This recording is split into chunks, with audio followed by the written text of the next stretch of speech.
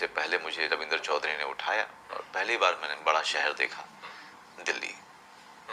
जी, दिल्ली विश्वविद्यालय पहुंचे हम लोग, उनके भाई से मुलाकात हुई, उन्होंने काफ़ी मदद की हमारी एडमिशन लेने में। दिल्ली यूनिवर्सिटी के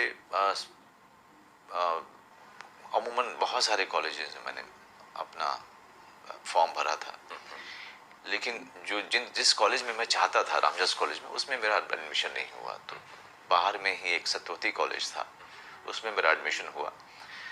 और रामजस कॉलेज में मैंने बहुत कोशिश की 1 साल तक कि मेरा एडमिशन हो जाए। तो फिर बाद में जो है ड्रामा कोटे पे मेरा एडमिशन हो गया उसमें, रामजस में। फिर मैं रामजस में पढ़ाई की। क्या पढ़ाई की?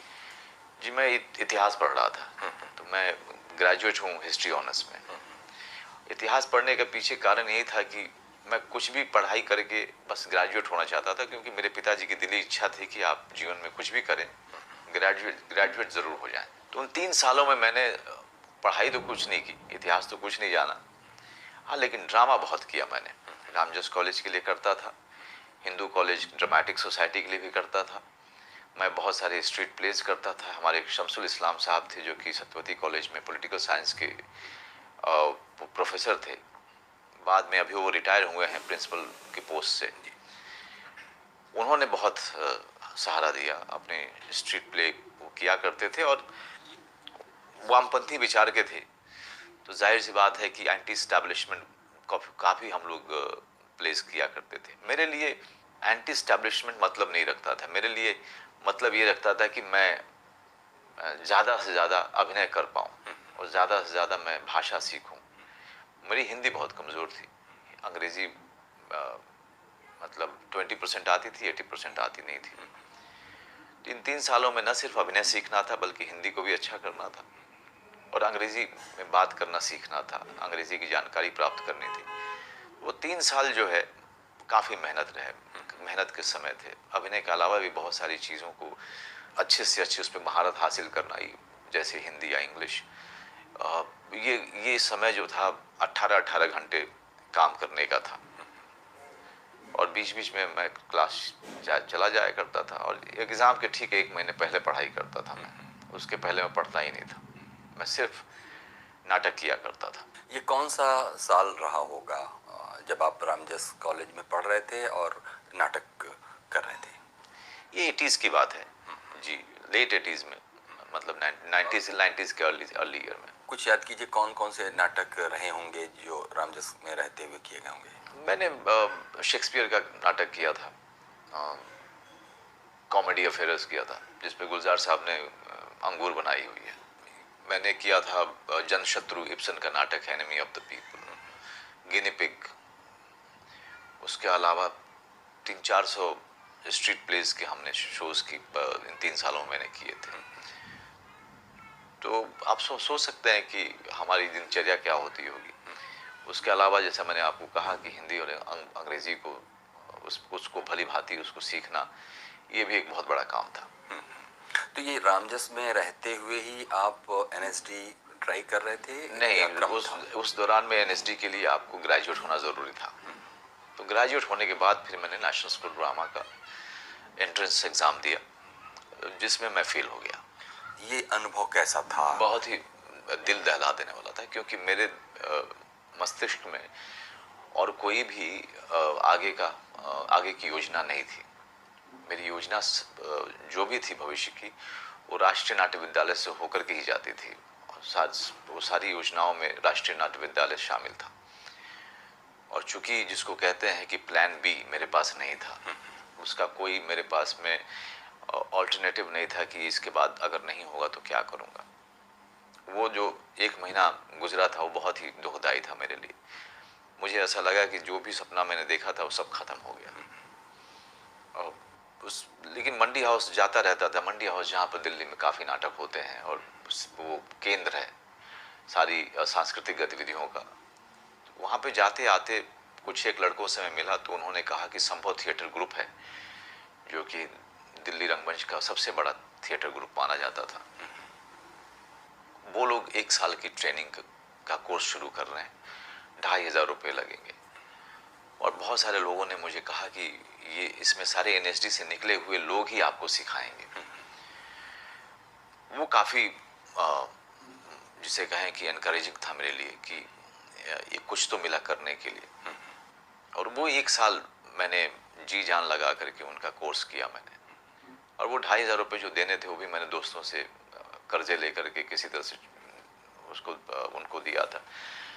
दिल्ली में जो मुश्किल मेरे लिए काम करना कभी मुश्किल नहीं रहा था मेरे लिए, और उत्साह में कभी कोई मुश्किल नहीं रही, साहस में कभी कोई मुश्किल नहीं रही। जो मुश्किल रहा था ये कि आप मेरे पिताजी जो है 200 रुपये भेजते थे, क्योंकि उतना ही जो है वो उतने की ताकत थी उनके अंदर में, और कभी कभी उसकी भी ताकत नहीं होती थी उनके अंदर, क्योंकि 6-6 बच्चे पालने थे उनको।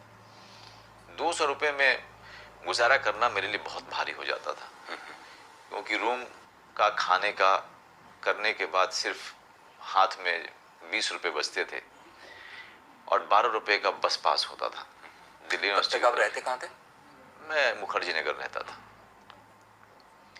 अब बस पास के चक्कर में मुझे ताकि बस पास मुझे मिलता रहे यूनिवर्सिटी का, मैंने पाली लैंग्वेज में एमए में एडमिशन लिया।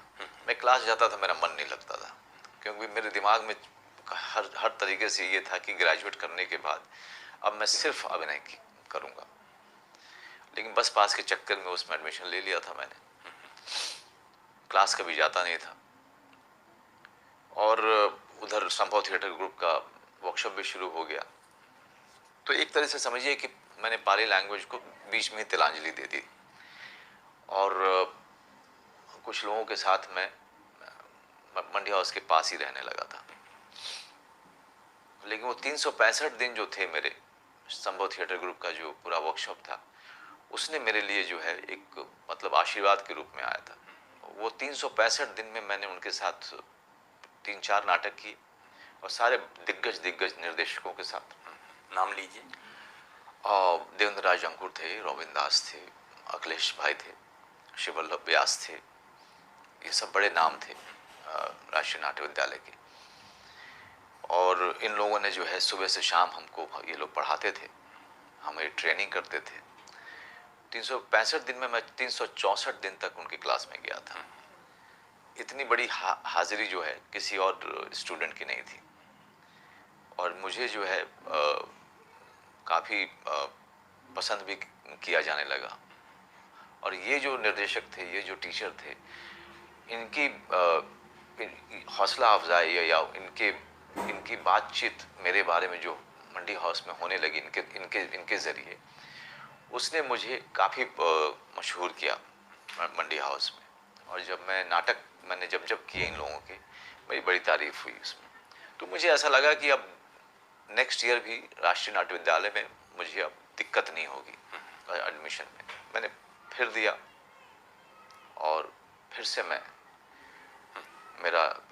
मुझे खारिज कर दिया गया नेशनल स्कूल ऑफ ड्रामा से। इस बार उतनी तकलीफ नहीं हुई, क्योंकि मंडी हाउस में काम की कमी नहीं थी मुझे। और इसी दौरान मैंने छाव सीखना शुरू कर दिया। छाव जो है एक सेमी क्लासिकल डांस है, छाव भी सीखना शुरू कर दिया। सुबह में 2 घंटे, 2.5 घंटे, 3 घंटे एक गुरुजी थे जो सिखाते थे ओपन एयर में, और मैं करीब 4 साल तक वो मेरा छाव का क्लास किया था मैंने। और उसी साल रघुवीर यादव जी मिले, बहुत मशहूर अभिनेता। उनके नाटक देख करके मैं गदगद हो जाया करता था, मैं उनके परफॉर्मेंस से बहुत सीखता था।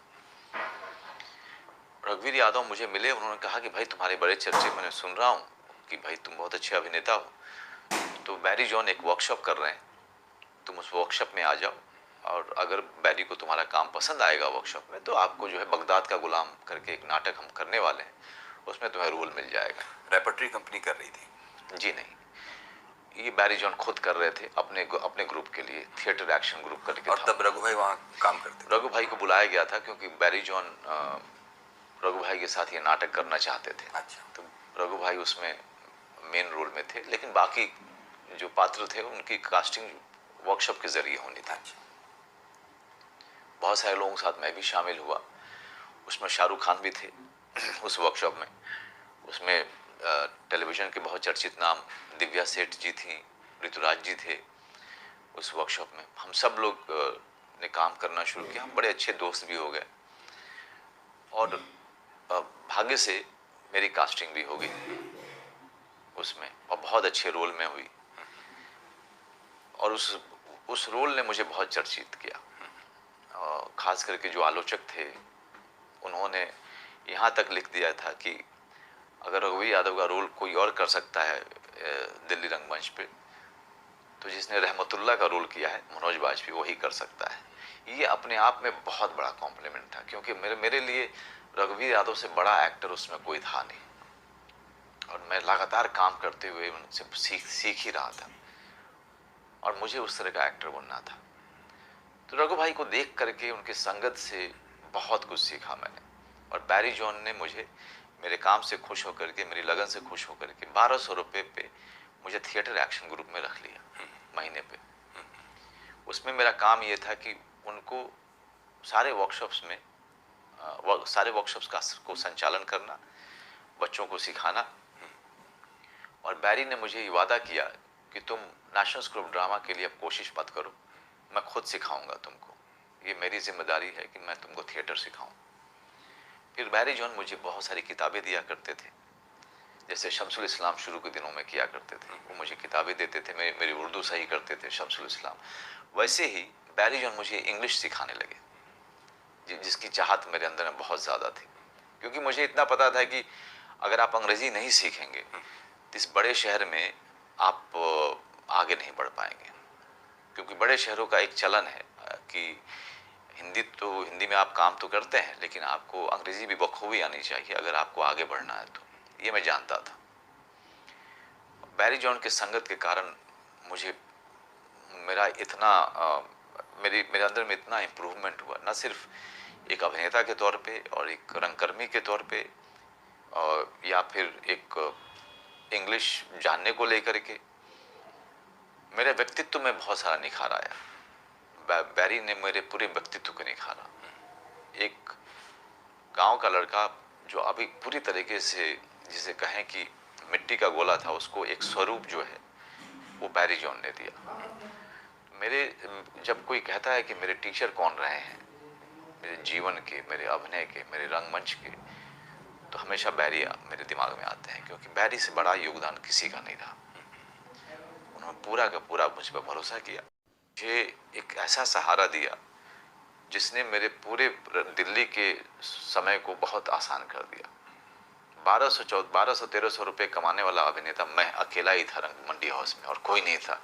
या तो आपको कमाना होता था उससे ज़्यादा, तो रेपेट्री कंपनी में अगर आपकी नौकरी लग जाए तो आप कमाते थे। और रेपेट्री कंपनी के लिए मैं कोशिश करना नहीं चाहता था, क्योंकि मैं बड़े आज़ाद ख्याल का आदमी रहा हूँ।